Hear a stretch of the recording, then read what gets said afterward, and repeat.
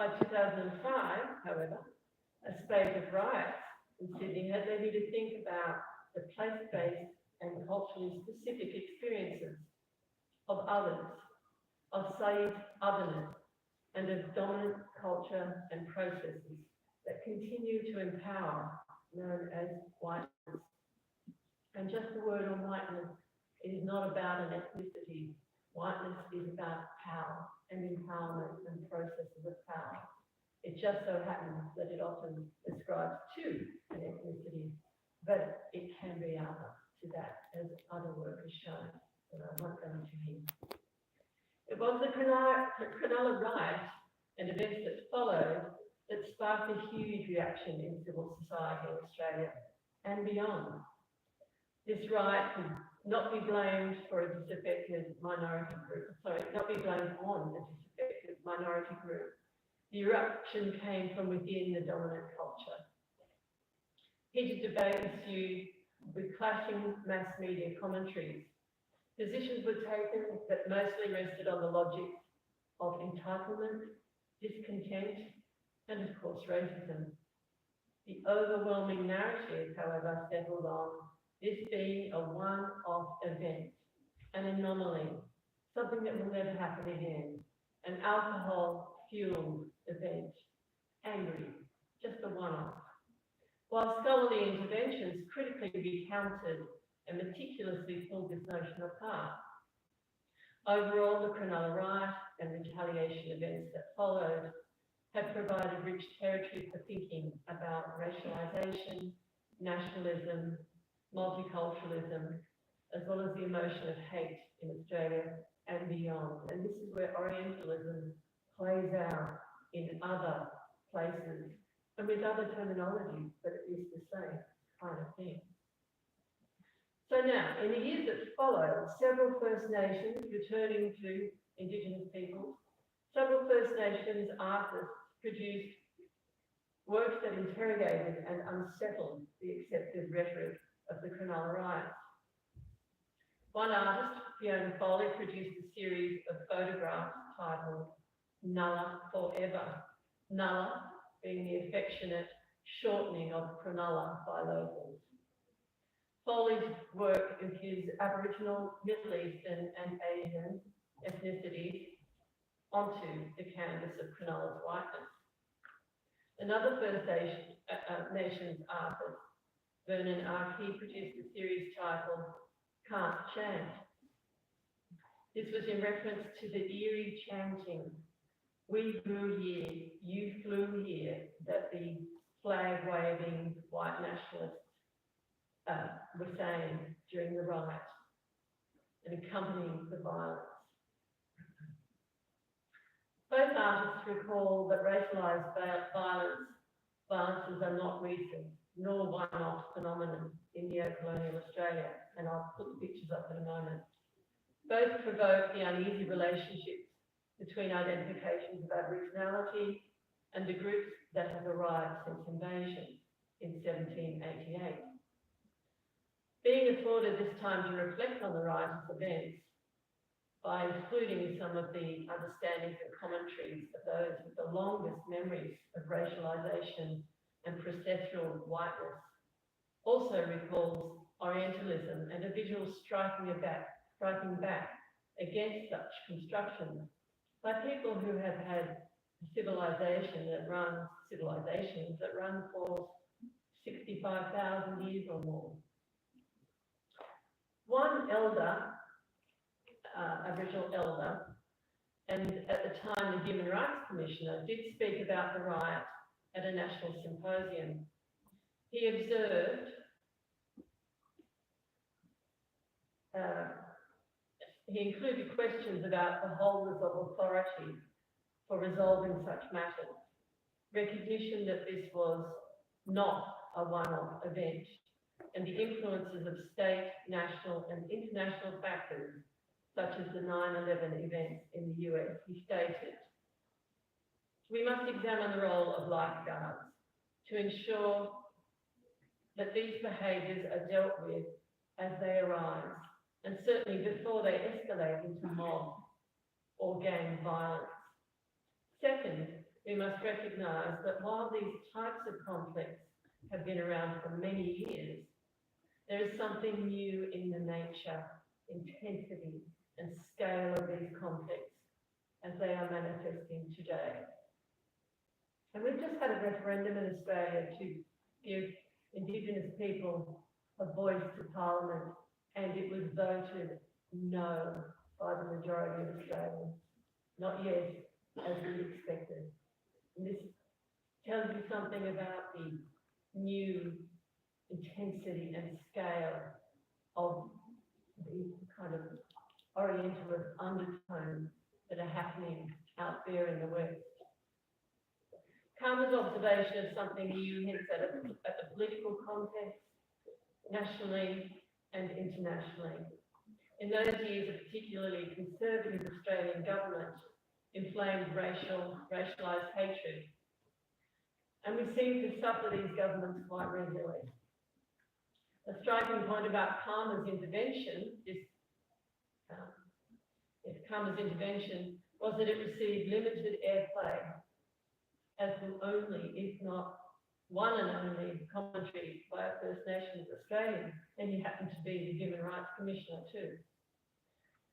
This was noticed by the artists, but particularly Fiona Foley, who has since made quite striking observations in her series, Nulla Forever.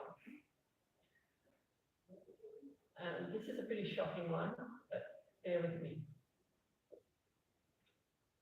Although not a direct reference to the Cronulla riots, this image sets the scene for Nulla Forever.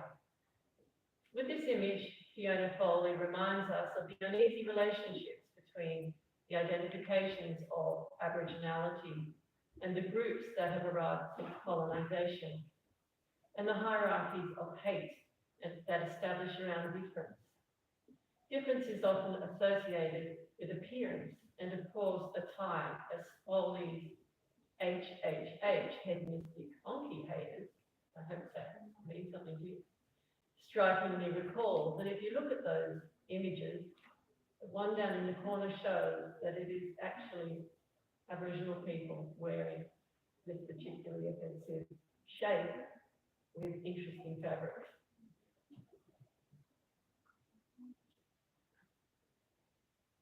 In the first image from the series, a story is set in an Australian Chinese restaurant.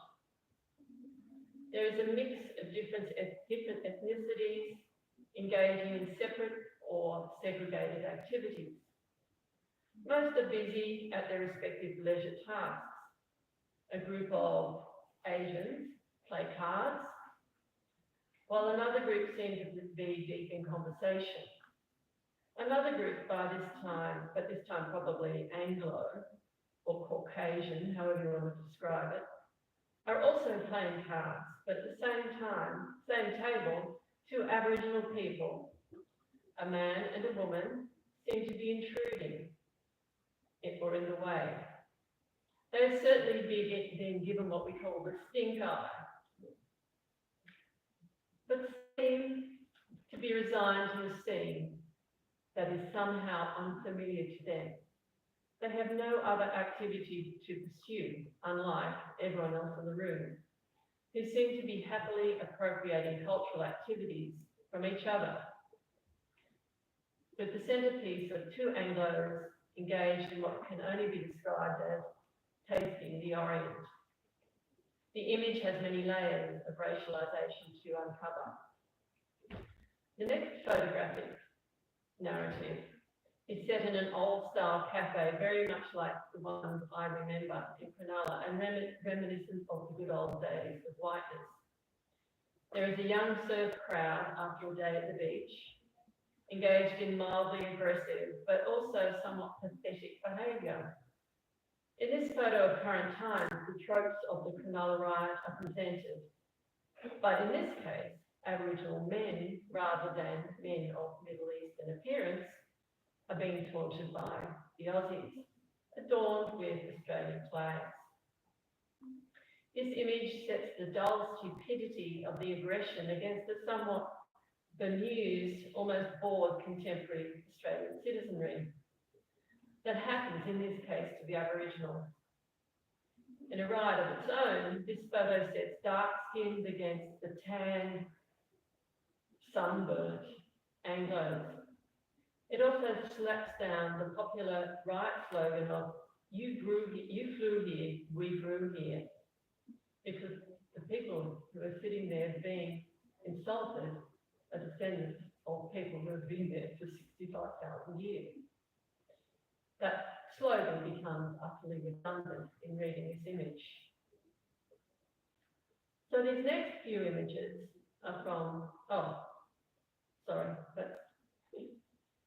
that's the slogan and just one of the prime ministers at the time being offensive. In these next few images by Vernon R. Key, a sovereign warrior, as described by First Nations academic Eileen Morton Robertson, the exhibition titled Can't Chant refers, as I said, to the you flew here, we grew here mantra. This photograph is of 3 Aboriginal surfers with surfboards that could be painted shields. This references a standard image of blonde-headed surfer boys in similar poses, but at first glance, it could be a group of surfers from any other culture, perhaps Hawaii or Bali. But as it is, the paintings on the surfboards quickly dispel such doubts. These are warriors taking back the beach from the riotous intruders. Yet as the artist states, these guys don't quite fit in. They seem not quite convincing as authentic surfers. They aren't out there in desert sand where they belong, and they are standing out. This exhibition was accompanied by an Australian band called the Wurundjeri Band playing music, a song called Stomping Ground, as a kind of backdrop to the images, which further reinforced the we grew here, you flew here to this group. The next image is also from this Can't Chant exhibition and part of the installation with the music. This part consists of text and warrior surfboards. As one commentator noted, the boards are arranged in a formation which temporarily transforms those holding them into warriors, painted and prepared for battle. The audience is then confronted by, on the back of the surfboards, severely cropped large-scale portraits casting an evil eye on those who have intruded. On the walls surrounding this installation is an assortment of textworks. They are overtly political as a whole, while politicising the everyday. Morton Robertson identified that the artist plays with the idea that iconic features such as Cronulla are white possessions, public spaces perceived within the white Australian imaginary as being urban and natural, civilised and primitive, spiritual and physical. The artist is acutely aware that the beach is a place where nature and culture become reconciled through the performativity of white male bodies, such as lifesavers and surfers. The artist undoes this reconciliation by disrupting the beach as a site of fantasy production, and where carnival and nature are synergized as prehistory in the dialectic image of modernity. He challenges white possession of the beach by making visible the omnipresence of Indigenous sovereignty through the Indigenous male body. Arke's work is both powerful, confronting, and playful. It disrupts the perception that the Australian city beaches are white, masculinized spaces reinforced by the Cronulla riots, using multimedia to bring forth and disallow such exclusionary notions. So the next couple of images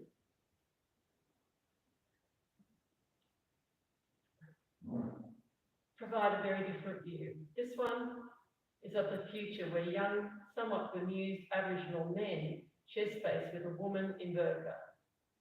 They are holding a young Anglo boy while being confronted by 2 Anglo men with clenched fists, drinking beer. The theatricality of this image is unmistakable, as these young people act out adult behaviour but with a twist. Again, the future of possibility and generational difference is presented. And this next one is a happy group without hostile elements. The observation was made that what is not considered in all the blustering and tub thumping of the right was any acknowledgement that the beach, this small stretch of coastline, was and is in fact Aboriginal land, though not through law. It is near the place where the British came and laid the flag in the name of England. A group of, I'll skip that. The next one, but I hope you can get the nuances of this image. It's a happy citizenry. And the next one is of, not to do with the right, but a picture of an Aboriginal woman juxtaposed in colour against a grayscale photographic representation of 1950s white nuclear family, which is now fading away into the distance. Aspirational Australia is stripped back to an uncanny, perky kitsch of 50s white suburbia and the placement of Aboriginal presence, like Foley and the burqa on Canala Beach. Aboriginal women in Hillswork in this photograph are visible and in full possession of the frame. So just quickly to conclude, the overwhelming Anglo-white population at Cronulla, dominated by surf culture, is imbued with an Orientalist binary. Strong white protective masculine surfers, surf lifesavers, etc., versus the non-white intruder, the other. But that day of the riots, the dominant culture became the savage, reversing the understood order. This had to be explained away. Responses to the riot and the reactions to the event in 2005 appeared to be devoid of the voices of First Nations peoples, but they did in fact produce some amazing artworks, and I've just shown you a couple in commentary and a stance against the Orientalist other positioning. The tricky manoeuvre of whiteness, not as an ethnicity, but following Said's Orientalism as a process of continually reinforced empowerment as the capacity to continually reproduce and reinforce dominant cultures that in this case, racialise and demonise some while exonerating others. This was clearly the case at Cronulla, where racialised violence was not excused but ultimately deemed exceptional. Rioting in Australia is rendered therefore as the predilection of minorities, not the white majority.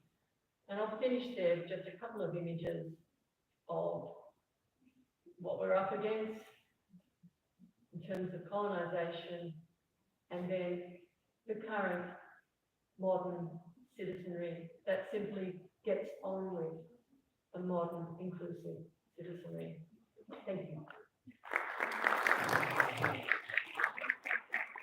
Thank you, Wendy, for this presentation. I think some of the most original work done on the study of Orientalism is to link it with the study of indigeneity and whiteness, and it becomes very productive because it doesn't allow the Orientalists to pose this eternal clash of Islam and Christianity and then understand what is that issue. Thanks for coming to Professor. Wonderful. Next, we will have a talk by Professor Ermin Sinanovic from Shenandoah University, Virginia. He's the director of the Science program there. He's a PhD from Farklı University. And he's going to talk about Westernization versus Arabization, a critique of approaches to the study of Islam in Southeast Asia. Organizers give us 15 to 20 minutes, and we will see. Seasoned administrator and speaker. All right, good afternoon, Assalamu alaikum. I am very cognizant of time, and I'll try to be really quick with my presentation if that has to be done. So the title, so I don't have a fancy PowerPoint or any slides, so you're gonna have to look at me and listen to me.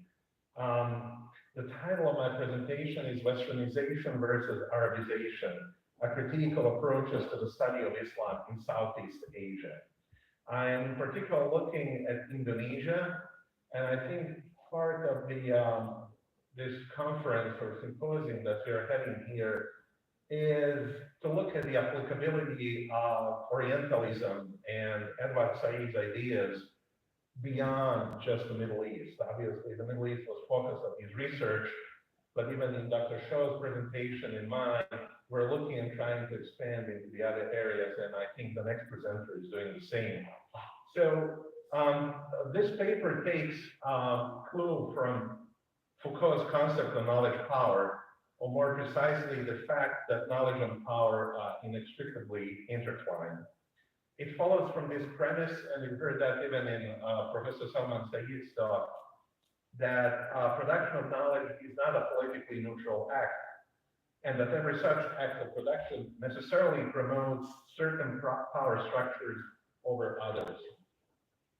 My aim here, my goal, is to look into some approaches to the study of Islam in Southeast Asia, and how these approaches, by creating sociologies of knowledge regarding Islam in the region, instrumentalize Islam under the aegis of Western-styled and Western-inspired capitalist and democratic development.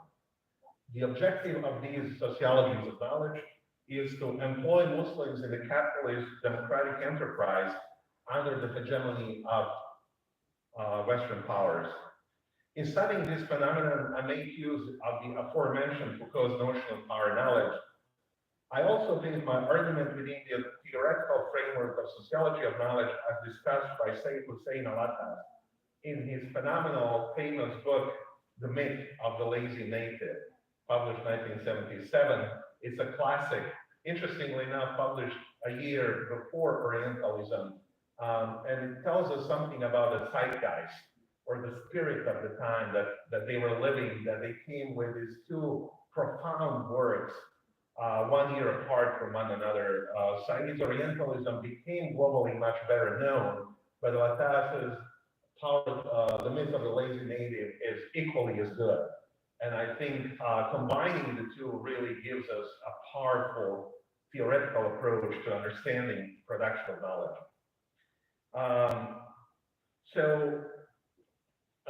Edward Said's Orientalism is also extremely useful, as I mentioned, as it combines the approaches of both Foucault and Alatas. More specifically, this paper looks at a contestation over the meanings of Southeast Asian Islam, especially in Indonesia and Malaysia, but more particularly in Indonesia. Indonesia and Malaysia are two Muslim-majority countries in Southeast Asia, and you probably know that Indonesia is the most populous Muslim country in the world. In other words, the largest number of Muslims in a single country in the world lives in Indonesia. I have done these processes, these contestations, as indigenization, Westernization, and Arabization. All three exist simultaneously and are vying for the primacy in interpreting Islam in Southeast Asia. My core argument is that the first two processes, indigenization and Westernization, are made to collude against Arabization. And I'm using consciously the phrase "made to collude" because this is not a natural process. It is a process that is engineered in the process of the production of knowledge, emanating from various academic institutions and NGOs, both in the West and in Southeast Asia. The objective is to marginalize Arabization, leaving only two of these processes as major factors in shaping Islamic knowledge in the region. Now, let me briefly address the issue of knowledge production and the views of the non-Western people in this enterprise. I think we've heard quite a bit about this earlier in both Professor Aydin and Professor Say's lecture, but I would like to elaborate on it as well. This is a vast subject, so I will only focus on the issues that are directly related to my topic. It is clear from many studies done on this issue that production of knowledge in the West regarding non-Western people has always been highly ideological. The main objective of this pseudo-scientific enterprise was to justify the policies emanating from Western centers of power in the name of civilizing missions, white man's burden, or democracy promotion. During the colonial time, the focus was on creating a view of the native with justified policies of colonial capitalism. So if you think during the colonial time, the areas that are today's Malaysia or Indonesia, they were colonized by first the Portuguese, then the Dutch, then the British, then they split the spoils. The British took certain parts that later on became Malaysia, Singapore, southern Thailand to some extent, and then the Dutch took most of what is today's Indonesia. So the focus during that time was on creating a view of the native which justified policies of colonial capitalism. You know, you don't hear that even today with Palestinians and what is going on in Gaza and the West Bank, is that, you know, if only these people had a little bit, you know, sense, things would have been different. But just because, you know, they're so backward and they are so steeped in their violence and so on, we have to do this to them, right? So this has always been going in, historically speaking. Now, one of the best studies on this issue, as I mentioned, was The Myth of the Lazy Native. The main argument of the book is that the colonialists have created in their studies and travelogues the image of the lazy native, who is uninterested in hard work, who is unmoved by profit-seeking. In order to utilize the natural resources existing in the colonized nations, Western powers had to resort to cruelty, harshness, and import labor because the natives were simply not up to the task of developing these resources. Western colonial enterprise had to justify this behavior by largely inventing the myth of the lazy native, which was done through a systematic and organized effort of creating knowledge about the natives, their customs, cultures, languages, psychological traits, physical characteristics, in short, anthropology that Professor Salman was talking about. And I'm quoting here from Alatas's work. The ideology of colonial capitalism sought a justification of Western rule in its alleged aim of modernizing and civilizing societies which had succumbed to Western powers. And Edward Said's Orientalism likewise developed a similar argument with regard to the Middle East and the Muslims in that region. I'll just skip over the next section of the paper, but I'd just like to remind us, especially for those of us coming from the West and we're studying in the West, but that would also include people studying in universities outside of the West, is that after the World War II, there developed this idea of area studies. Even the names for different world regions that we are using today, the Middle East, the Near East, Southeast Asia, South Asia, Sub-Saharan Africa, and this and that, most of these names developed in the post-World War II period.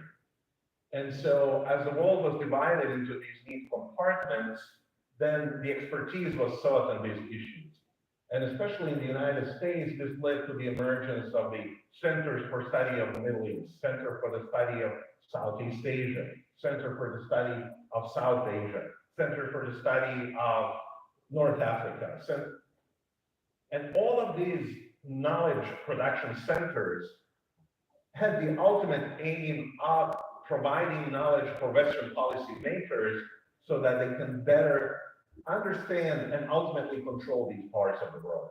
In other words, promote Western political interests in those parts of the world. So this knowledge production and these centers, especially in the United States, are government funded. I'm sure it's very similar in Western Europe and maybe even in Australia or New Zealand, so the government establishes a center for study of, let's say, Southeast Asia or the Middle East. Then they spend the money on it, obviously controlling the process of knowledge production for certain objectives that they are interested in. It was, you know, during the famous Watergate affair, the Deep Throat said, follow the money. right? Follow the money, you'll find what's going on. And so after the collapse of the Soviet Union and the Cold War, there for a brief period of time, and this was when I was in graduate school, for instance, people used to focus much more on globalization. So they said, you know, we're going to move away from these area studies.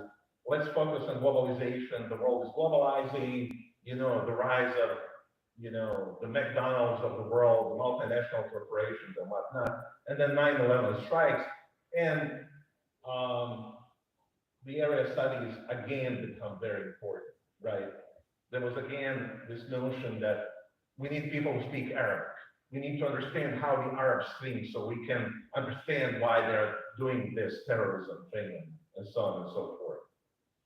So that's the background to it. Now, coming back to Southeast Asia, I want to expand a little bit on the three terms that I use in this paper, even though the title only uses the two, and I intentionally did that because I didn't want the title of the paper to be too long.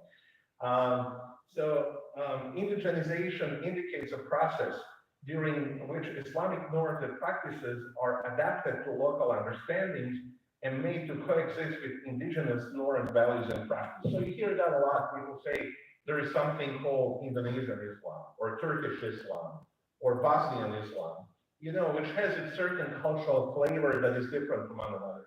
And that's not problematic to a certain degree. I don't have time to go and unpack all of that. The second term is Arabization. It's a process of acquiring Arabic symbols, language, values, norms, aesthetic expressions, and so on. And finally, we have Westernization, which is a process of acquiring Western values, customs, norms, and practices. In Southeast Asia, for instance, especially in the two majority Muslim nations of Indonesia and Malaysia, these three processes coexist. But in much of the discourse on Islam and Islamic studies in Southeast Asia, one of them is portrayed as negative and bad, while the other two are portrayed as good. Guess which one? Indigenization is good.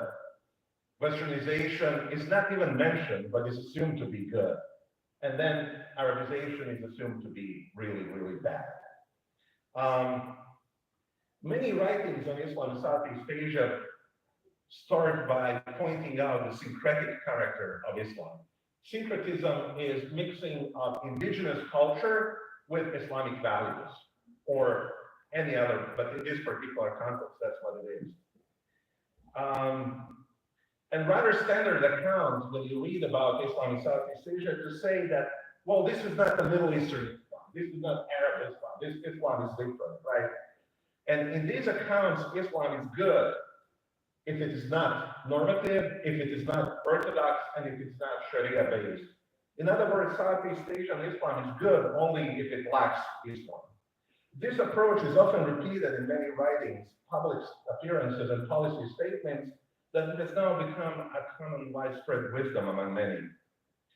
Of course, the more serious researchers dispute this approach, but this is what it is in a lot of what you find. Even late, as you might have read, a great scholar in Islam in Indonesia, he wrote this, compared to Middle Eastern Islam, Indonesian Islam has a number of distinctive characteristics. By and large, Indonesian Islam is a moderate, accommodating kind of Islam, and the least Arabicized. Therefore, Indonesian Islam is much less rigid than Middle Eastern Islam. The spread of Islam was not through the use of force, but rather by way of slow penetration over centuries and allowing for the accommodation of local beliefs and cultures. This process can also be referred to as the indigenization or vernacularization of Islam. Further strengthening and empowering of the democratic elements within mainstream Indonesian Islam is one of the ways to address radicalism. So you see the argument. Bad Islam is from the Middle East, Arab Islam. Good Islam is one that is inclusive local culture, and the best way to avoid terrorism, radicalism, is to get rid of any Arab influences.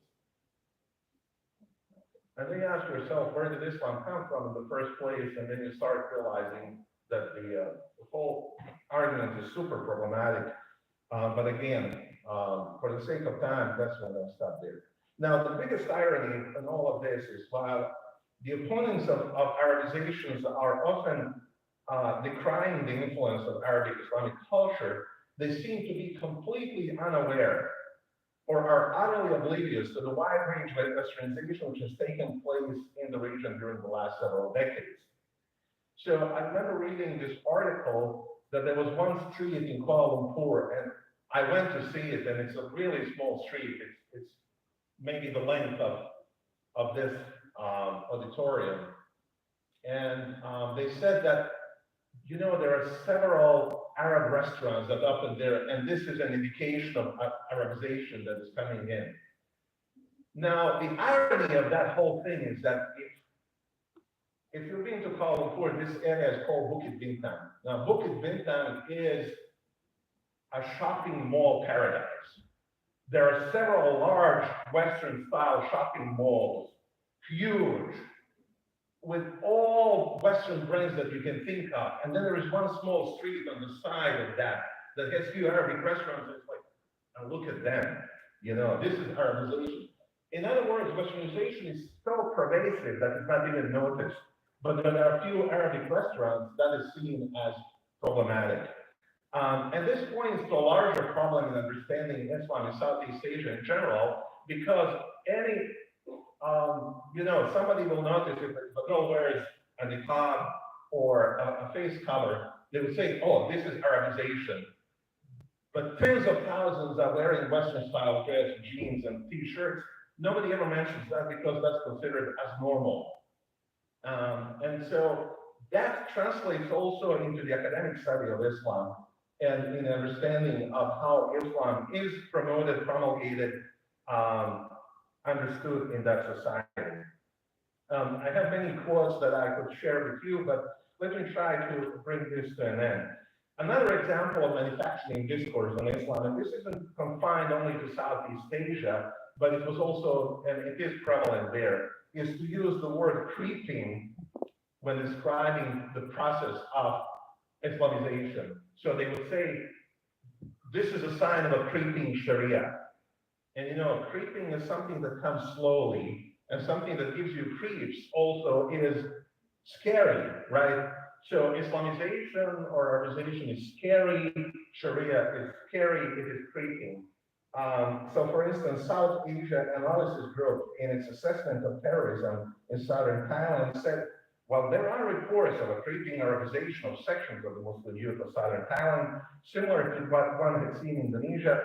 There are as yet no trends which could be described as the possible Talibanization of the youth. That's a mouthful.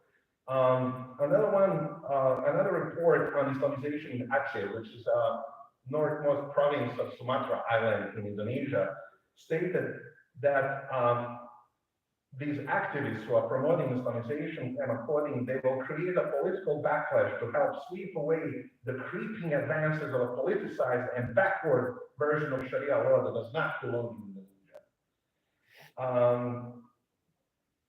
And this is so much so that even an Islamist party in Indonesia, PKS or PKS as they know it in Indonesia, when it supported anti-pornographic bill in the parliament, they had to issue a statement that said, well, this is not a creeping Arabization.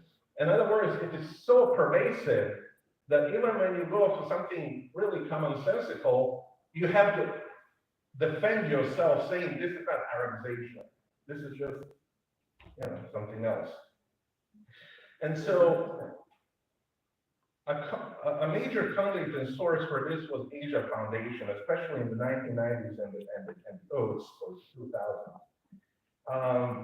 There was this long article published in the Washington Post of all places that talked about how much money Asia Foundation had spent trying to promote good Islam, which is non-Arabic Islam, indigenous Islam in the area.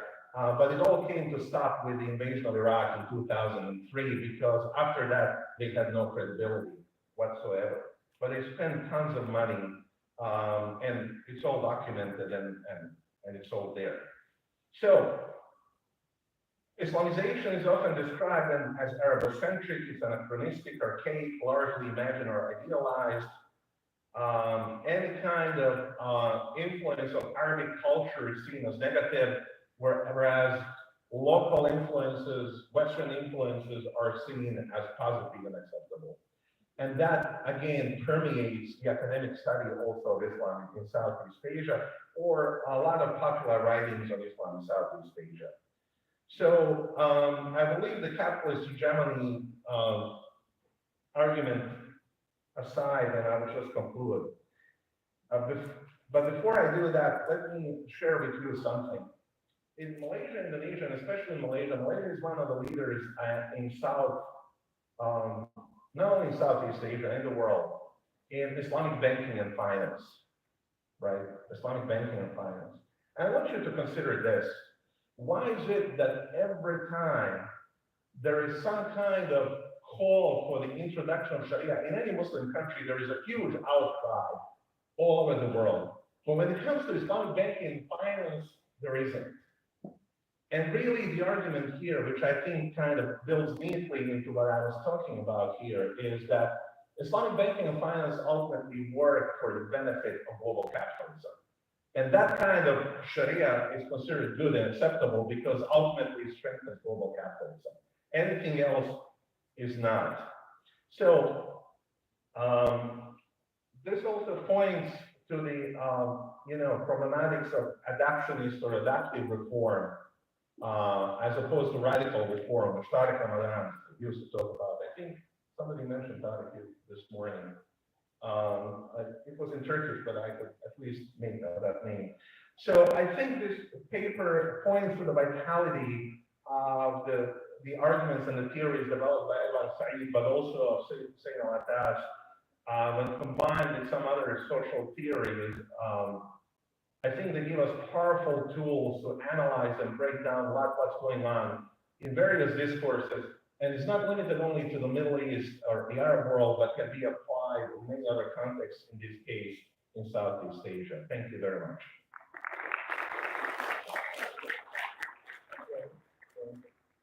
We will wrap up, and also I want to participate in other parts of the Arab origin from Yemen. Because in a country with so many Arabs, but then post-September 11 Arabs would identify with radicalism, expunge in contrast to indigeneity. Our next speaker is Professor Enis Sustarova from the University of Tirana. He's a political scientist. His paper will be Between the European Future and the Ottoman Past, South-Orientalism and the Construction of Albanian National Identity. We have your 15 to 20 minutes.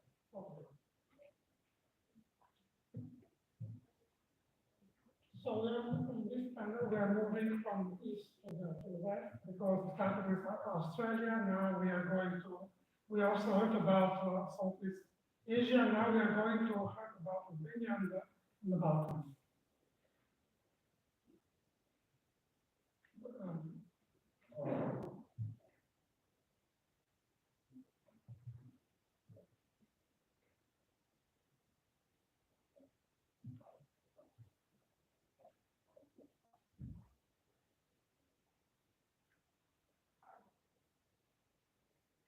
How can I show it in the...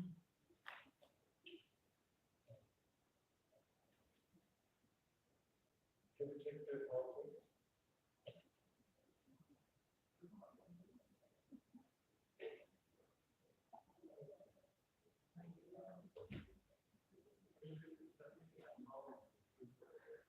Anyway, my paper title is Between the European Future and Ottoman Past, Self-Orientalism and the Construction of Albanian Identity.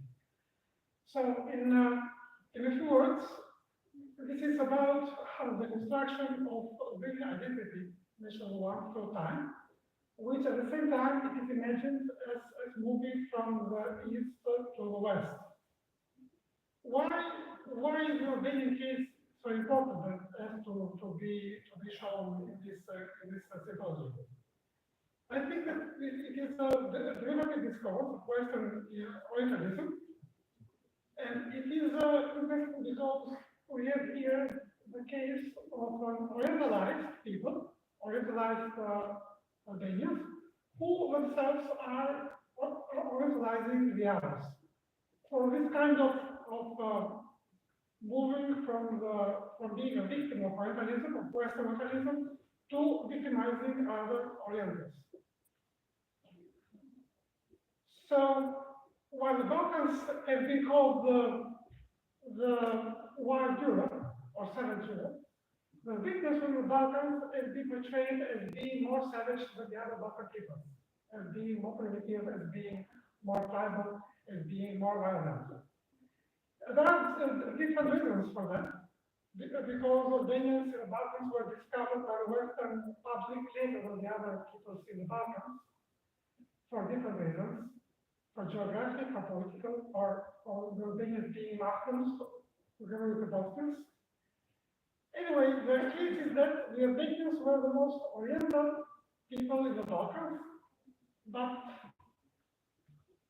I'm going to show to you how the Albanian elite, national elite, started to Orientalize others in order to become more Western, to be like the other Europeans during the modernization period.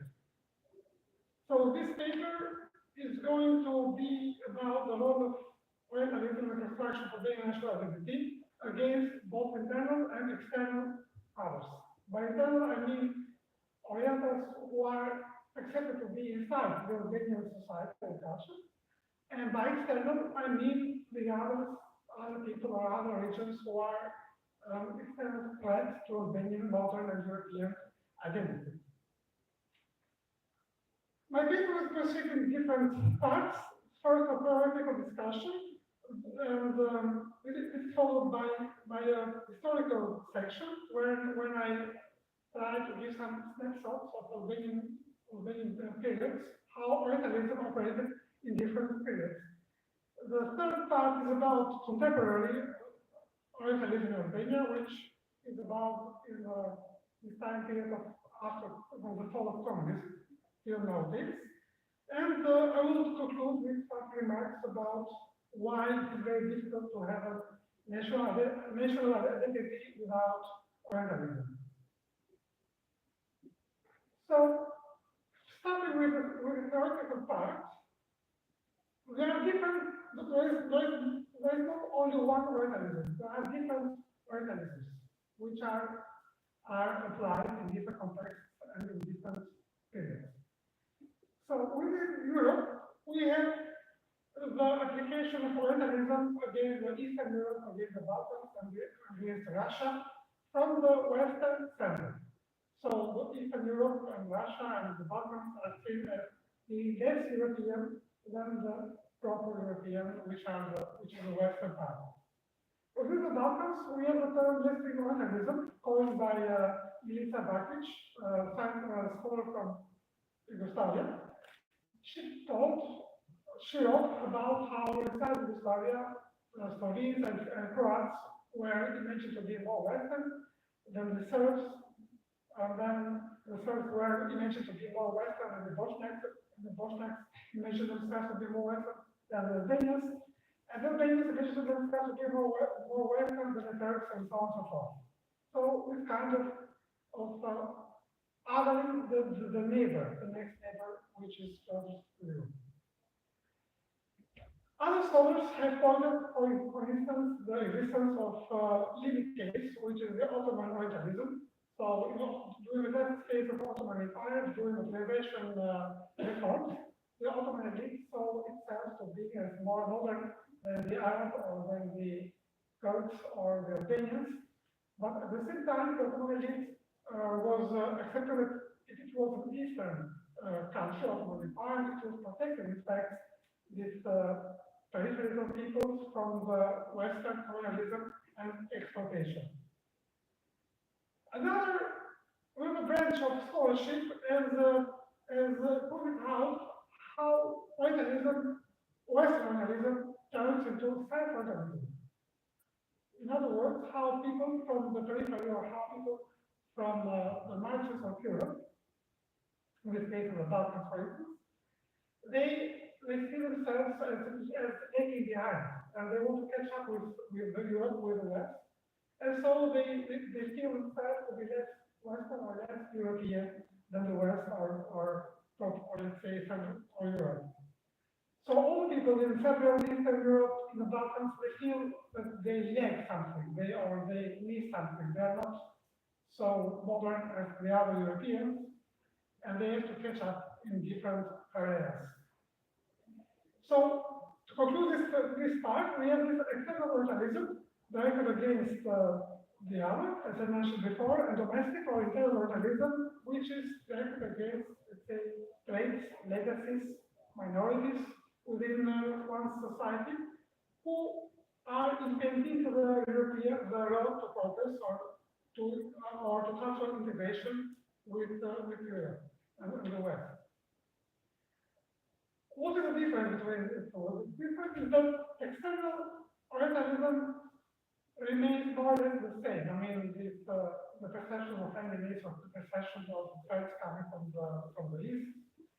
While sometimes the domestic orientals can be educated or can be domesticated, can be properly told to erase their traits, oriental traits, and how they can become normalized.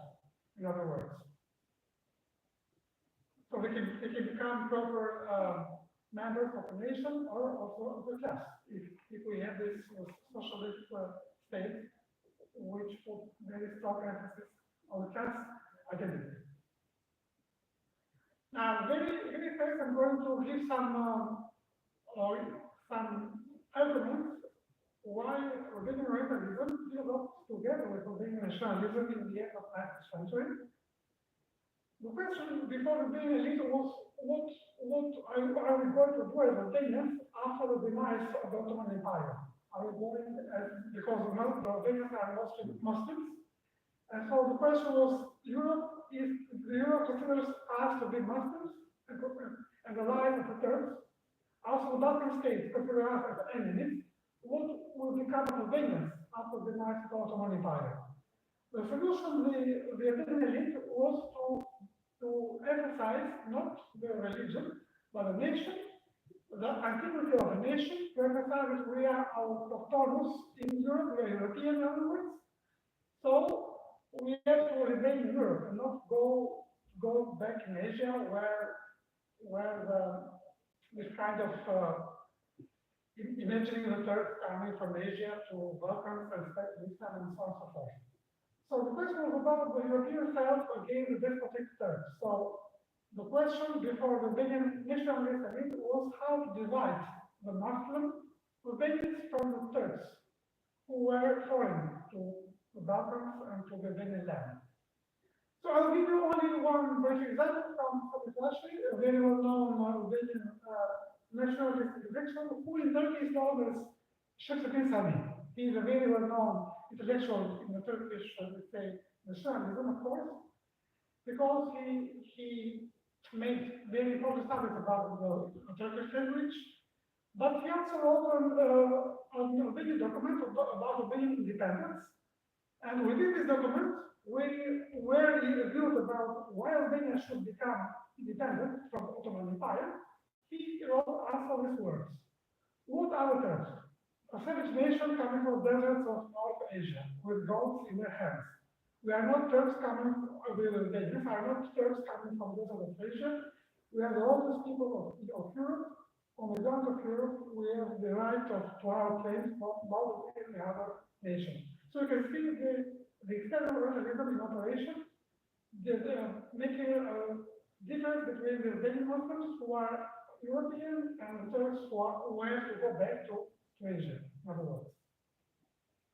Moving fast to Albania became independent in 1912, and in the interwar period, we have the modernization of Albania, who first was a republic and then was a kingdom. Now, what is stopping our integration with Europe, in other words?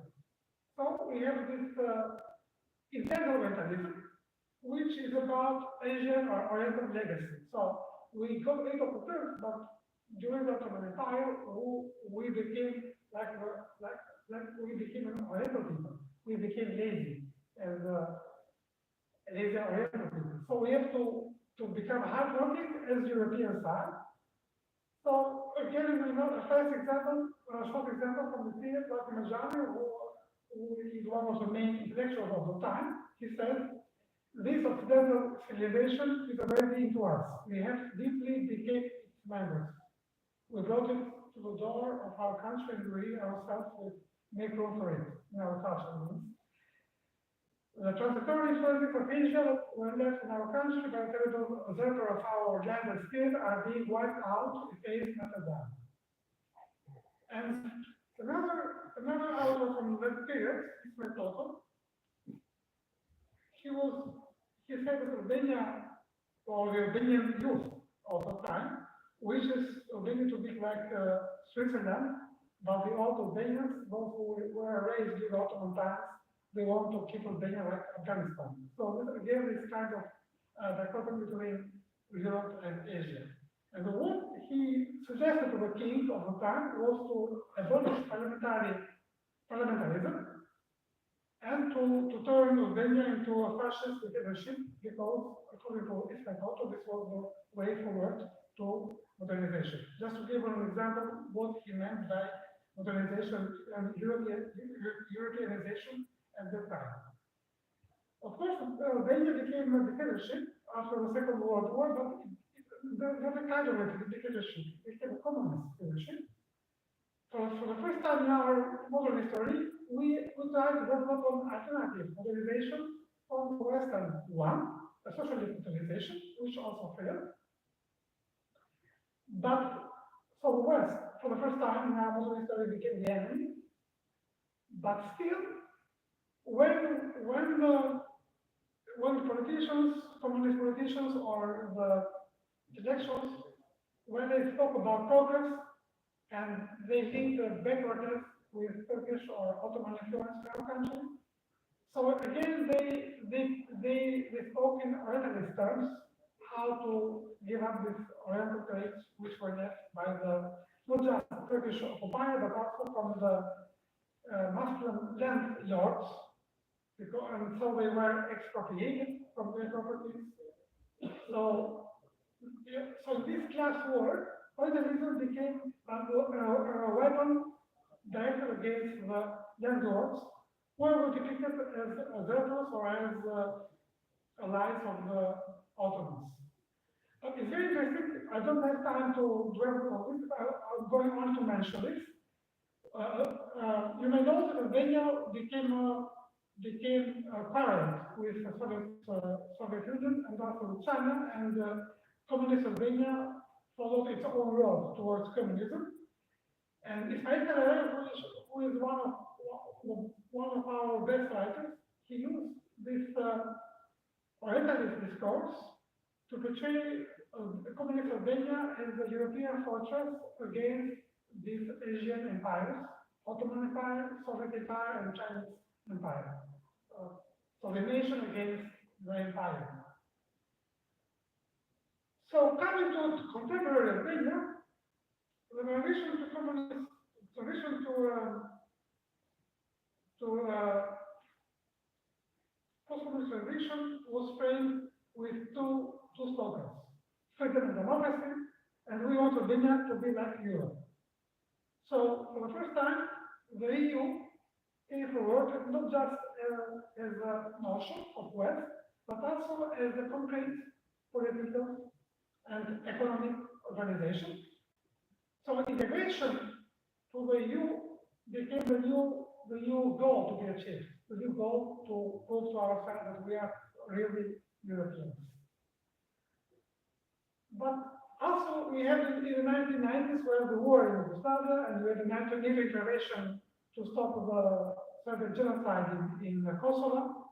So for many Albanians, it became an existential question to be part of the West, because the West protecting the West is failing our nation.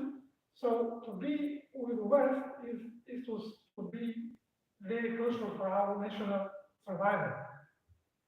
For all these history, there's also the question of segregation, this discourse about ethnic terrorism, and so on and so forth, make the European elite probably ready to use Orientalism as a dominant discourse against both external and internal powers. The external powers are Muslim countries in general, in the Middle East, and sometimes also Turkey, although we have good relationships with Turkey, in fact. And the internal Orientalism is about the Muslims, because the Muslim believers who are in danger of being Arabized, becoming Arab Muslims. So they must become European Muslims. So this is the same discourse that we saw before in Southeast Asia, we have also in Albania. This dichotomy between good Islam, European Islam, and Middle Islam, Arab Islam. But another peculiarity of Albania is that during communism, Albania abolished all religions. So for part of the century, no mosques or churches were opened in Albania. So the new generation was raised with atheist propaganda. So when the religion was allowed again in the early 90s, many people were in fact very secular. And when they saw Muslim young people to pray in public spaces, when we saw young Muslim girls and women put their scarves on their head, many intellectuals, many the elite, secular elite, saw this as signs of Asia, as like Albania was being invaded culturally by Asia again. So instead of going to Europe, we are going back to the East. So Orientalism became very dominant. And but Albania is also a multi-religious country. We have Christian Albanians, who are divided into Catholic and Orthodox Christians. And so this Christianity itself became a mark of European identity, became a mark of European history, or let's say, antiquity of Albanian nation. So now the discourse is becoming that the Christian Albanians are more European than Muslim Albanians, or at least the Christian Albanians do not have to prove to Europe that they are European, but the Muslim Albanians, they have to pass the examination, let's say, of Western Europe. They must be accepted as Europeans, in other words. So I will conclude with some brief examples from President Merciu, the ex-president Merciu. After Merciu, you were 2 minutes, can we run? Yeah. So these are very, very, very interesting examples. He says in a speech in a London forum, in the Oxford forum in London, he says, the Islamism in Albania is a European case. As a rule, it is a shallow Islamism. If you dig a little in every Albanian, you will uncover its Christian core. So deep Islam is Arab Islam, in other words, a danger. Shallow Islam is a good Islam, European case. Again, in the Orientalism, Islam and the Turks are representing backwardness and conservatism.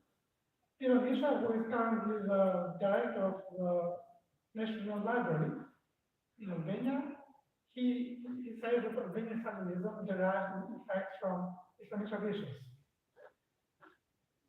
Because he equates the despotic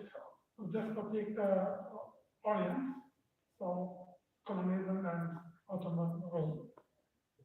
And the last example I'm going to give is from Prime Minister Yeniden. It's very interesting. In the 12th of 15, in March 2015, he told to his ministers, this government has only one enemy, that is the Turk who lives inside every one of you, either strangle him or get prepared to have a conscience. Why is that? Because the Turk is considered as being lazy, not hardworking enough, so image of a lazy Oriental again.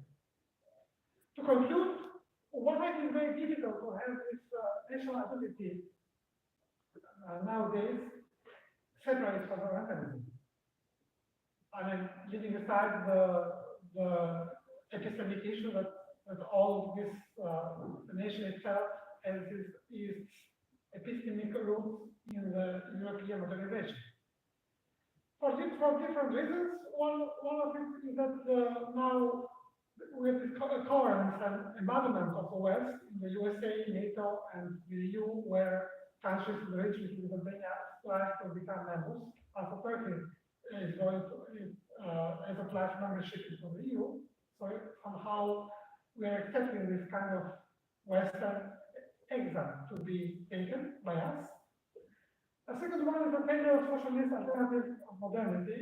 So modernity is equal to Western modernity. There is no alternative in other words. The third is the perceived threat coming from the East. So all these wars and genocides, they are, so the western part of Europe is looking more stable than the eastern part. In the eastern part of Europe, we had the wars in Yugoslavia, we had the genocide by Serbian forces, we had the terrorism in the Middle East and other places, civil war in Syria. So the eastern part is looking like a dangerous place to be, so Albanians want to become more attached to the West. And the fourth one is that, as we have mentioned, this is very difficult to deconstruct or to fight with events like such this one.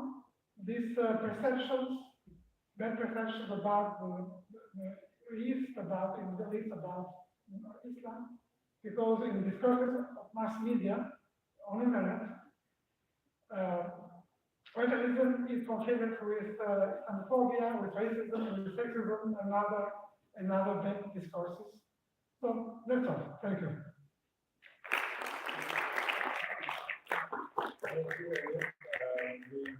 This is another paper, and we concluded 1 hour 15 minutes allocated, but I will ask organizers if we have any more time for questions.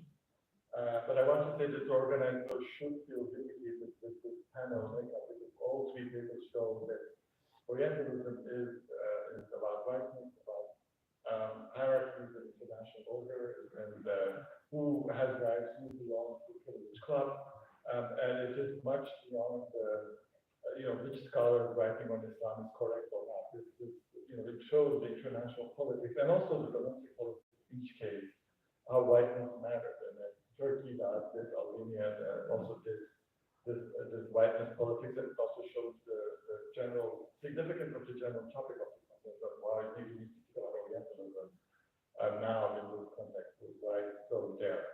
So if you have time for questions, should we do it? Or what is the time frame? That's why we're doing it. You initially say first? No question? No question, okay. Then in that case, we would like to conclude. We'll also continue decolonizing conferences by having our own style of hospitality, Afro-Asian hospitality, with our thank you letters to each presenter. Who's going to present us? So let's conclude the panel with our thanks. If you have any questions, I will just do the key conversation, and I have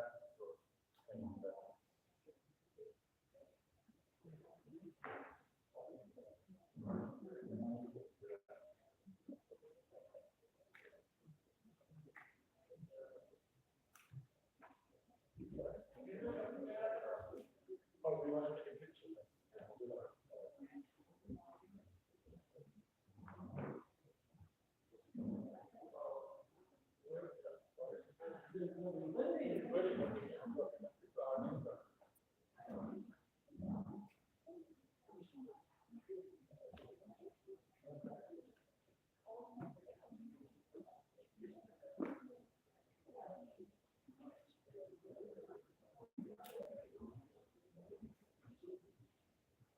Konuşmacılarımıza teşekkür ediyoruz.